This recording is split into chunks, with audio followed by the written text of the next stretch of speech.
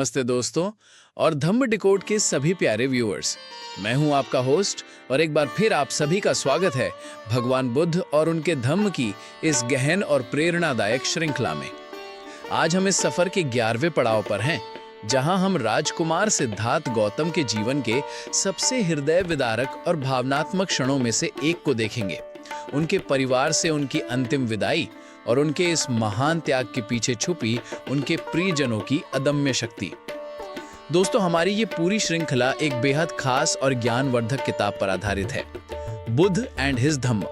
ये किताब केवल भगवान बुद्ध के जीवन का इतिहास नहीं है, बल्कि उनके द्वारा सिखाए गए धम्म यानी सही जीवन जीने के मार्ग का एक गहरा और व्यापक विश्लेषण है। Doctor B.R. अंबेडकर जी ने इस किताब को बड़े शोध और विवेक के साथ लिखा है, ताकि हम सब बुद्ध के विचारों को उनके मूल रूप में समझ सकें। ये किताब सिर्फ इतिहास की कहानी नहीं, बल्कि आज भी हमारे जीवन को रोशन करने वाली एक मशाल है। ये हमें सिखाती है कि कैसे सत्य और न्याय के मार्ग पर चलना कभी-कभी सबसे कठिन बलिदानों की मांग करता है। चलिए, सबसे पहले एक छोटा सा रिकैप लेते हैं हमारे पिछले यानी 10वें एपिसोड का। पिछले एपिसोड में हमने देखा कि कैसे राजकुमार सिद्धार्थ ने युद्ध के विरुद्ध अपनी आवाज उठाई, भले ही बहुमत उनके खिलाफ था। शाक्य संघ ने कोलियों के विरुद्ध युद्ध छेड़ने का फैसला कर लिया था और 20 से 25 साल के सभी युवकों को सेना में शामिल होने का आदेश दिया था। सिद्धार्थ के लिए ये एक असंभव स्थिति थी, क्योंकि वो हिंसा के मार्ग को कभी नहीं चुन सकते थे। जब सेनापति ने उन्हें लोक निंदा और उनके परिवार पर सामाजिक बहिष्कार और संपत्ति जब्ती की धमकी दी, तब सिद्धार्थ ने एक ऐसा मार्ग सुझाया जिसने सभी को चौंका दिया। उन्होंने परिव्राजक बनने का प्रस्ताव रखा। ये एक ऐसा त्याग था जो उनके परिवार को संघ के दंड से बचा सकता था और युद्ध को टाल सकता था। संघ ने उनका ये प्रस्ताव स्वीकार कर लिया, हालांकि कुछ सदस्य युद्ध के त्वरित निर्णय को लेकर आशंकित थे। एक युवा शाक्य ने सुझाव दिया कि सिद्धार्थ के देश त्याग और युद्ध के आरंभ के बीच कुछ समय का अंतराल रखा जाए, ताकि कौशलाधिपति को कोई संदेह न हो, और संघ ने इस बात पर सहमति जताई। इस तरह सिद्धार्थ ने एक मार्ग तो ढूंढ लिया था, लेकिन अब उन्हें अपने सबसे प्रियजनों को ये कठिन समाचार देना था। ये वही क्षण था जिसका डर उन्हें हमेशा से था। प्रियजनों से विदाई। शाक्य संघ की सभा में जो कुछ भी हुआ था, उसकी खबर सिद्धार्थ गौतम के घर पहुंचने से काफी पहले राजमहल पहुंच चुकी थी। इसलिए घर लौटते ही सिद्धार्थ गौतम ने देखा कि उनके माता पिता रो रहे थे और बेहद दुखी थे।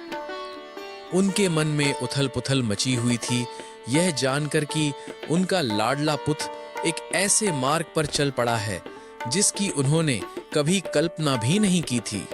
शुद्धोधन ने रोते हुए कहा, हम युद्ध के बुरे परिणामों पर चर्चा कर रहे थे, लेकिन मुझे कभी नहीं लगा था कि तुम इस हद तक जाओगे। उनकी आवाज में अपने बेटे के प्रति चिंता और उसके फैसले से उपजी हताशा साफ झलक रही थी।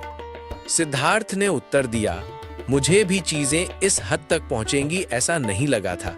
मुझे आशा थी कि शांति के समर्थन में अपने तर्कों से मैं शाक्यों के मन को बदल पाऊंगा। उनकी आवाज में एक गहरा खेद था, पर कोई पश्चाताप नहीं। दुर्भाग्य से हमारे सेनाधिकारी ने हमारे लोगों की भावनाओं को इस कदर भड़का दिया था कि मेरी बात का उन पर कोई असर नहीं हुआ। सिद्धार्थ ने गहरी सांस ली, मानो उस पल को फिर से जी रहे हों जब उनके शांति के शब्द अनसुने कर दिए गए थे। तथापि आपने देखा होगा कि मैंने स्थिति को और बिगड़ने से कैसे रोका। सत्य और न्याय से मैं विचलित नहीं हुआ और सत्य तथा न्याय का मैंने समर्थन किया, जिसके परिणाम स्वरूप जो भी सजा दी जाने वाली थी उसे मैंने अपने ऊपर लेने में सफलता पाई। उनके चेहरे पर एक आत्मसंतोष था कि उन्होंने अपने सिद्धांतों से समझौता नहीं किया। शुद्धोधन का इससे समाधान नहीं हुआ। वह रोते हुए बोले, तूने यह सोचा ही नहीं कि हमारा क्या होगा। सिद्धार्थ समझाते हुए, परंतु मैंने इसी कारण से परिव्राजक बनना स्वीकार किया। सिद्धार्थ ने उत्तर दिया, शाक्यों ने अगर आपकी जमीन जब्त करने का आदेश दिया होता तो उसका क्या बुरा परिणाम होता, इसका तो आप विचार करें। शुद्धोधन आंसू बहाते हुए बोले, लेकिन तेरे बिना हमें इस जमीन का क्या फायदा है। उनकी आवाज में बेटे के बिना जीवन की निरर्थकता का एहसास था। पूरे परिवार को ही यह शाक्यों का देश छोड़कर तेरे साथ अज्ञातवास में क्यों नहीं जाना चाहिए। रोती हुई प्रजापति गौतमी ने शुद्धोधन की बात का समर्थन करते हुए कहा, ये सही है, तुम हमें ऐसी स्थिति में छोड़कर अकेले कैसे जा सकते हो। माँ का दिल अपने बेटे को खोने के विचार से टूट रहा था। सिद्धार्थ बोले, माँ, तू आज तक यही कहती आई है कि तू क्षत्रिय की माता है ना? ये सच नहीं है क्या? तो फिर तुम्हें धैर्य रखना चाहिए। ये दुख का आवेग तुम्हें शोभा नहीं देता। उनकी आवाज में बेटे का प्यार भी था और एक क्षत्रिय के कर्तव्य का आह्वान भी। अगर मैं रणभूमि में जाकर मर गया होता तो तुम क्या करती? क्या तुम ऐसे ही रोती रहती? नहीं, गौतमी ने उत्तर दिया, वो मृत्यु एक क्षत्रिय को शोभा देती, लेकिन तुम अब जंगल में जा रहे हो, लोगों से बिल्कुल दूर, हिंसक पशुओं के साथ रहने के लिए जा रहे हो। हम यहां शांति से कैसे रहेंगे? मैं तुम्हें बताती हूं, तुम हमें अपने साथ ले चलो। सिद्धार्थ ने गौतमी से वास्तविकता समझाते हुए कहा, मैं तुम सभी को कैसे साथ ले जाऊं? नंद तो बिल्कुल छोटा बच्चा है, मेरा पुत्र राहुल अभी अभी जन्मा है, उन्हें यहाँ छोड़कर तुम आ सकती हो क्या? इससे गौतमी का समाधान नहीं हुआ।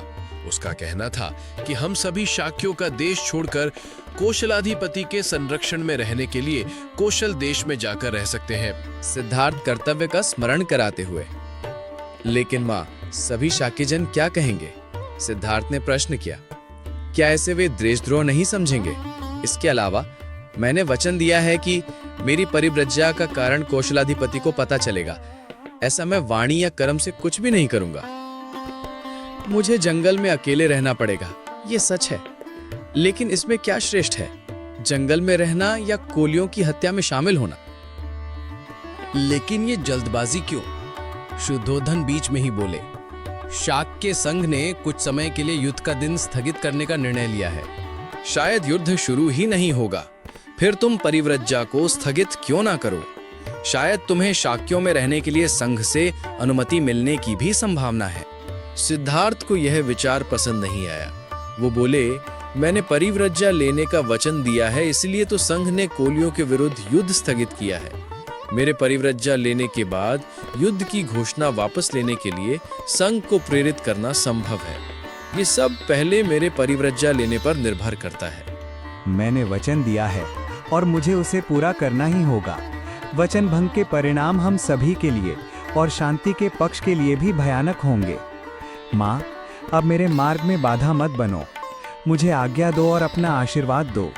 जो कुछ भी हो रहा है वो अच्छे के लिए ही हो रहा है। गौतमी और शुद्धोधन स्तब्ध रह गए। वे अपने पुत्र की इस अटूट इच्छा शक्ति के सामने बेबस थे। सिद्धार्थ यशोधरा के महल में गए। उसे देखकर वह स्तब्ध खड़े रहे। क्या बोलें और कैसे बोलें, ये उन्हें सूझ नहीं रहा था। महल में गहरा सन्नाटा छा गया था। केवल उनके दिलों की धड़कनें सुनाई दे रही थीं। यशोधरा ने ही उस चुप्पी को तोड़ा।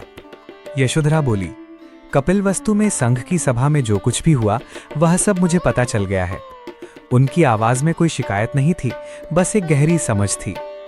सिद्धार्थ ने पूछा, यशोधरा, मुझे बताओ, परिव्रज्या लेने की मेरे निश्चय के बारे में तुम्हें क्या लगता है? उन्हें लगा था कि वो शायद मूर्छित होकर गिर पड़ेगी, लेकिन ऐसा कुछ नहीं हुआ। अपनी भावनाओं पर पूरी तरह नियंत्रण रखते हुए उसने उत्तर दिया, अगर मैं आपकी जगह होती तो और क्या कर पाती? कोलियों के विरुद्ध युद्ध करने में मैं निश्चित रूप से भागीदार नहीं बनती। आपका निर्णय ये सही निर्णय है। मेरी आपको अनुमति है और समर्थन भी है। मैं भी आपके साथ परिव्रज्या ले लेती। मैं परिव्रज्या नहीं लेती, इसका एक ही कारण है, मुझे राहुल का पालन पोषण करना है।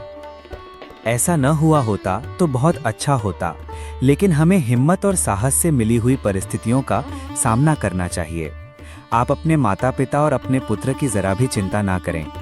मेरे शरीर में प्राण रहने तक मैं उनकी देखभाल करूंगी। यशोधरा महान आकांक्षा के साथ, चूंकि आप अपने प्यारे परिजनों को छोड़कर परिव्राजक हो रहे हैं, तो आप एक ऐसा नया जीवन मार्ग खोज कर निकालें जो सकल मानव जाति के लिए कल्याणकारी सिद्ध हो।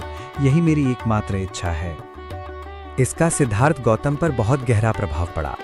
यशोधरा कितनी बहादुर, धैर्यवान और उदात्त मन की स्त्री है, इसका पहले कभी ना आया अनुभव उन्हें आया। और ऐसी पत्नी पाकर वे कितने भाग्यशाली हैं, और ऐसी पत्नी से उनका वियोग भाग्य ने कैसे कराया, इसकी उन्हें पहली बार कल्पना हुई। उन्होंने राहुल को लाने के लिए उसे कहा, पिता की वात्सल्य दृष्टि से उन्होंने उसकी ओर देखा और वो निकल गए। उस पल पिता और पुत्र के बीच एक अनकहा रिश्ता बन गया, एक ऐसी विदाई जिसने इतिहास की दिशा बदल दी। तो दोस्तों, देखा आपने, राजकुमार सिद्धार्थ का ये त्याग सिर्फ एक शारीरिक प्रस्थान नहीं था, बल्कि एक भावनात्मक और आध्यात्मिक यात्रा का आरंभ था। उनके माता पिता का दुख और विशेष रूप से यशोधरा का अदम्य साहस और समझ ये दर्शाता है कि एक महान उद्देश्य के लिए किए गए बलिदान कितने गहरे और प्रेरणादायक हो सकते हैं। यशोधरा का ये त्याग कि उन्होंने अपने पति को मानव जाति के कल्याण के लिए जाने दिया, स्वयं बुद्धत्व के मार्ग पर चलने जैसा था। ये एपिसोड हमें सिखाता है कि प्रेम का अर्थ सिर्फ पास रहना नहीं होता, बल्कि कई बार अपने प्रियजनों को उनके महान उद्देश्य को पूरा करने के लिए मुक्त करना भी होता है। सिद्धार्थ की ये विदाई उनके बुद्ध बनने की दिशा में एक और महत्वपूर्ण कदम था।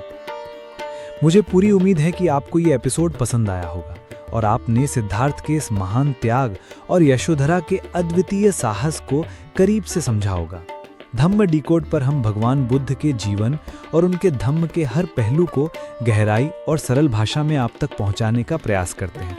अगर आपको ये वीडियो अच्छा लगा है तो कृपया इसे लाइक करें। आपका एक लाइक हमें बहुत मोटिवेट करता है और इससे ये वीडियो और भी लोगों तक पहुंचता है। इसे अपने दोस्तों और परिवार के साथ शेयर करें ताकि वे भी इस ज्ञानवर्धक और प्रेरणादायक यात्रा का हिस्सा बन सकें। और सबसे इम्पोर्टेंट, अगर आपने अभी तक धम्म डिकोड चैनल को सब्सक्राइब नहीं किया है तो अभी सब्सक्राइब करें और बेल आइकन दबाना बिल्कुल न भूलें ताकि आप हमारे आने वाले किसी भी वीडियो को मिस न करें और हमारे इस ज्ञान के सफ़र में हमेशा जुड़े रहें।